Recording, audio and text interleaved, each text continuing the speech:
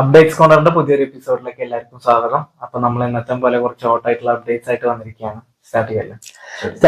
ആദ്യം തന്നെ പറയാനുള്ളത് നമ്മുടെ രജനീകാന്ത് കമൽഹാസൻ പ്രൊജക്ടിന്റെ കാര്യമാണ്. കാരണം ഓൾമോസ്റ്റ് നമുക്ക് ഉറപ്പായി നെൽസനാണ് സിനിമയുടെ സംവിധായകൻ എന്നുള്ള കാര്യത്തില്. അപ്പൊ സിനിമയുടെ ഒരു പ്രൊമോ ഷൂട്ട് റീസെന്റ് നടക്കണ്ടായി.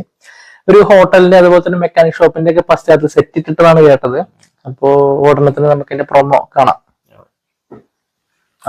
അടുത്ത അപ്ഡേറ്റ് എന്ന് പറയുന്നത് ലാലേട്ടന്റെ സിനിമ. ലാലേട്ടൻ അനൂപ് മേനോൻ സിനിമ ഓൾറെഡി അനൗൺസ്മെന്റ് വന്നിട്ടുണ്ടായിരുന്നു.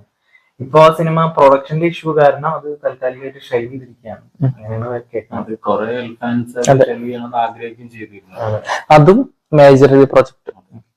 അപ്പൊ ഇനിയിപ്പോ പുതിയൊരു പ്രൊഡക്ഷൻ ഹൗസ് വരികയാണെങ്കിൽ ആ സിനിമ കണ്ടിന്യൂ ചെയ്യുന്ന കാര്യം പുള്ളി കൺഫേം ആക്കിയിട്ടുണ്ട്.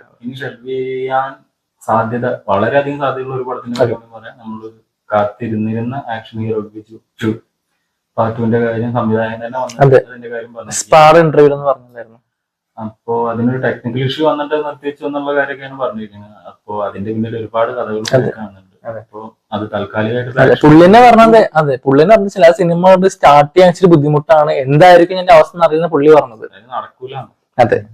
ഇനി അടുത്തത് സൂര്യ 47. നമ്മൾ പറഞ്ഞിട്ടുണ്ടായിരുന്നു പടത്തിന്റെ 90% ഷൂട്ടും കൊച്ചിയിലായിരിക്കും ഉണ്ടാവുക നമ്മൾ പറഞ്ഞിട്ടുണ്ടായിരുന്നു. പക്ഷെ ഇവിടെ പെർമിഷൻ ഇഷ്യൂസിന്റെ ഇഷ്യൂ ഉള്ളതുകൊണ്ട് പടത്തിന്റെ കംപ്ലീറ്റ് ഷൂട്ട് ചെന്നൈക്ക് മാറിയിട്ടുണ്ട്. അപ്പൊ ഇപ്പം പുള്ളിനെ പോലെ ഒരു ആക്ടറിനെ ഇവിടെ കൊണ്ടുവന്നിട്ട് ഔട്ടായി അഭിനയിപ്പിക്കാനുള്ള ബുദ്ധിമുട്ടായിരിക്കും, ഷൂട്ട് ബുദ്ധിമുട്ടായിരിക്കും ചിലപ്പോ. അപ്പൊ അതുകൊണ്ട് ബുദ്ധിമുട്ടാണ്. അപ്പൊ കംപ്ലീറ്റ് ഷൂട്ട് ചെന്നൈക്കിനെ മാറ്റിയിട്ടുണ്ട്. അപ്പൊ അവിടെ ഷൂട്ട് ഓമസ് തുടങ്ങിയിട്ടുണ്ട്.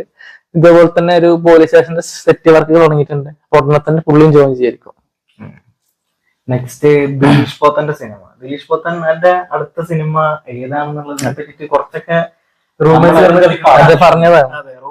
കളിക്കുന്നുണ്ടായിരുന്നു. ഇപ്പോ ലാലേട്ടനെ വെച്ചിട്ടാണ് അദ്ദേഹത്തിന്റെ അടുത്ത സിനിമ എന്ന് പറയുന്നുണ്ട്. അതുപോലെ തന്നെ സിനിമയുടെ ലൊക്കേഷൻ ആണ്ട് സ്റ്റാർട്ട് ചെയ്തിട്ടുണ്ട്. ഇപ്പൊ വയനാടൊക്കെയാണ് ലൊക്കേഷൻ ആണ്ട് പോയിക്കൊണ്ടിരിക്കുന്നത്. ഇതാണ് എന്തായാലും ഷുവർ ശ്യാം പുഷ്കരൻ തന്നെ ആയിരിക്കും സ്ക്രിപ്റ്റ് ചെയ്തത്.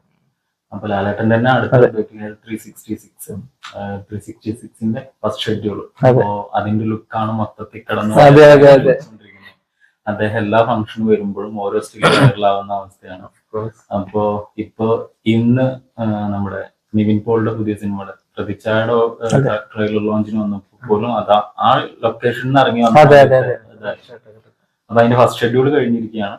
അപ്പോ സിനിമയുടെ ഷൂട്ടിംഗ് അതുപോലെ തന്നെ നമ്മളെ മീര ജാസ്മിന്റെ ഒരു ബർത്ത്ഡേ വിഷസ് പോസ്റ്റർ വന്നിട്ടുണ്ടായിരുന്നല്ലോ. അപ്പൊ പുള്ളിക്കാരി ആണെന്നുള്ള കാര്യം കൺഫേം ആയിട്ടുണ്ട്. ഇപ്പൊ നൈസി ലെവലിൽ നിന്നാണ് കൊടുത്തിട്ടുണ്ടായിരുന്നത്. അപ്പൊ ഒരു വൈഫ് തന്നെ ആയിരിക്കും എന്തായാലും. അടുത്തത് കറുപ്പ് സിനിമയുടെ റിലീസ് ഡേറ്റിന്റെ കാര്യം RJ ബാലാജി കൺഫേം ആക്കിയിട്ടുണ്ട്. അതായത് ഇലക്ഷൻ എന്നാണ് തീരെ അതിന്റെ തൊട്ടടുത്ത് തന്നെ ഡേറ്റിൽ ഇമ്മീഡിയറ്റ് ആയിട്ട് സിനിമയുടെ റിലീസ് ഉണ്ടാകുന്ന കാര്യം കൺഫേം ആക്കിയിട്ടുണ്ട്. അപ്പൊ ഇപ്പൊ തന്നെ ഓൾറെഡി ധനുഷിന്റെ സിനിമ April 30 ടാഗ് ചെയ്തിട്ടുള്ളത്.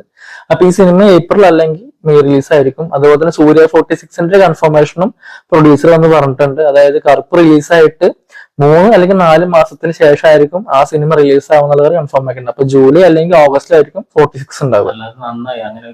കൃത്യമായിട്ടുള്ള കാര്യം ഡേറ്റ് വന്നല്ലോ ഇപ്പൊ. ഒരു ആക്ടർ പറഞ്ഞാണല്ലേ.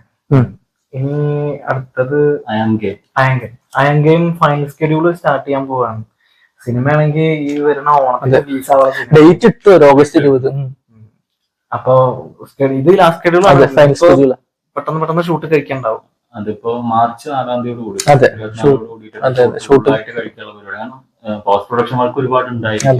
വലിയ സിനിമയാണുള്ളത്. പിന്നെ എന്താണെന്ന് വെച്ച് കഴിഞ്ഞാൽ ഒരു ഇടവേളയ്ക്ക് ശേഷം ദുൽഖർ മലയാളത്തിൽ വലിയൊരു ഇടവേളക്ക് 3 വർഷങ്ങൾക്ക് ശേഷം ഭയങ്കരമായിട്ടുള്ള ഒരു ഇടവേള. അത് നഹാസിന്റെ സിനിമയിൽ ഭയങ്കര. പിന്നെ അതുപോലെ തന്നെ എല്ലാരും പറയുമല്ലോ ആദ്യ സിനിമേനെക്കാട്ടിലും ബുദ്ധിമുട്ട് രണ്ടാമത്തെ. അപ്പൊ ഇനി അടുത്തത് ചിരഞ്ജീവി, മെഗാസ്റ്റാർ ചിരഞ്ജീവിയുടെ ബോബി കൊല്ലി ഫിലിം. ബോബി കൊല്ലി എന്നുള്ള പേര് കുറച്ച് ഫേമസ് ആണ്. മഹാരാജ് മലയാളികൾക്ക് അറിയുന്ന ഡയറക്ടറാണ്. അതിന്റെ ഡയറക്ടർ എന്നുള്ള നിലയിൽ അദ്ദേഹം ഭയങ്കര പ്രസിദ്ധനാണ്. അപ്പോ ബോബി കൊല്ലിയുടെ നെക്സ്റ്റ് അതായത് മെഗാസ്റ്റാർ ചിരഞ്ജീവിയുടെ 158ാമത്തെ പടം മെഗ 158. നമ്മളത് അനൗൺസ്മെന്റ് പറഞ്ഞിട്ടുണ്ടായിരുന്നു. ആ സിനിമ എന്ന് വെച്ചാൽ ഈ ചിരഞ്ജീവിയുടെ വാൾട്ടർ വീരയ്യ ഇയാളെടുത്ത് പറഞ്ഞാണ്. അത് കഴിഞ്ഞിട്ടാണ് മഹാരാജ്.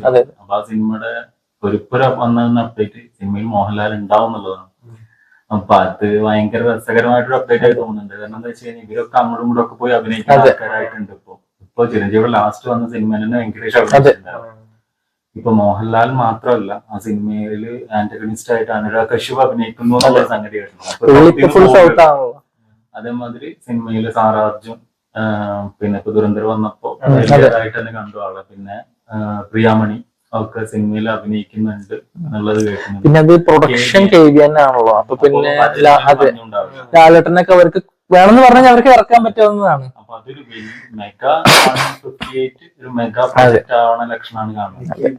അതില് ലാലേട്ടനൊക്കെ വന്നു കഴിഞ്ഞാൽ അതെ അതെ അതെ. ഇവിടെ ഒരു തെലുങ്ക് പടം അപ്പൊ അത്രയും ഓടുമായിരിക്കും. അടുത്ത നമ്മുടെ ത്യാഗരാജൻ കുമാരാജന്റെ ഫിലിം പോക്കറ്റ് നോവൽ എന്ന പടത്തിന്റെ ടൈറ്റിൽ വന്നിട്ടുള്ളത്. വിജയ് സേതുവാണ് നായകൻ. കാശ് നോക്കുകയാണെങ്കിൽ അത്യാവശ്യം രസമാണ്. കാരണം വിജയ് സേതുവിനൊപ്പം രാജ്ബി ഷെട്ടി വരുന്നുണ്ട്. അതുപോലെ തന്നെ നമ്മുടെ കിഷോറും മാളവിക മോഹനാണ് നായികയായിട്ട് വരുന്നത്. പിന്നെ മ്യൂസിക് വരുന്നത് ഇളയരാജയാണ്. പുള്ളിയുടെ സൂപ്പർ വിലക്സിന് ശേഷം വരുന്ന സിനിമയാണ്. അത് 2019 അങ്ങോട്ട് റിലീസായ പടം. അല്ല മൂപ്പര് ഇന്റർവ്യൂവിൽ ഇപ്പൊ അടുത്തൊന്ന് വന്ന് പറഞ്ഞെന്ന് വെച്ച് കഴിഞ്ഞാൽ സിനിമകൾ സംവിധാനം ചെയ്തോണ്ടിരിക്കും, ഇളയരാജനെ മ്യൂസിക് ഡയറക്ടർ ആയിട്ട് കിട്ടണവരെ സിനിമ സംവിധാനം ചെയ്യണമെന്നാണ് എന്റെ ആഗ്രഹം എന്നൊക്കെ പറഞ്ഞു. എന്താ വെച്ച് കഴിഞ്ഞാൽ അത്രയും എല്ലാവർക്കും അയാളൊരു ഡിഫറെന്റ് ആയിട്ട് തോട്ടാണ്. ആരണ്യ കണ്ട ആൾക്കാർക്ക് സൂപ്പർ ഡീലക്സ് പിന്നെ പറയണ്ടല്ലോ. ഈ ഇളയരാജന്റെ കാര്യം മിഷ്കിനും ഇതേപോലെ തന്നെ പറഞ്ഞിട്ടുള്ളത്. അത് മിഷ്കിൻ ഇപ്പൊ ഇളയരാജ കൊടുത്ത സൈക്കോ ആണ് സ്കോർ ചെയ്ത് കൊടുത്തത്. ഇനി അടുത്ത അപ്ഡേറ്റ് ധനുഷ് 55 രാജ്കുമാർ പെരിയസ്വാമിയുടെ സിനിമയുടെ പൂജയൊക്കെ ഇപ്പൊ അടുത്ത് കഴിഞ്ഞിട്ടുണ്ടായിരുന്നു. സിനിമയില് മലയാളത്തിൽ നിന്ന് നമുക്ക് ഉണ്ടാവും നമ്മൾ പറഞ്ഞിട്ടുണ്ടായിരുന്നു. ഒഫീഷ്യലി ആയിട്ട് പോസ്റ്റർ ഔട്ടിനെ വരികയും ചെയ്തു. 2 ഫീമെയിൽ ലീഡ്സ് ആണ് വരുന്നത്. ഒന്ന് സായി പല്ലവിയും പിന്നെ ഒന്ന് ശ്രീലീല.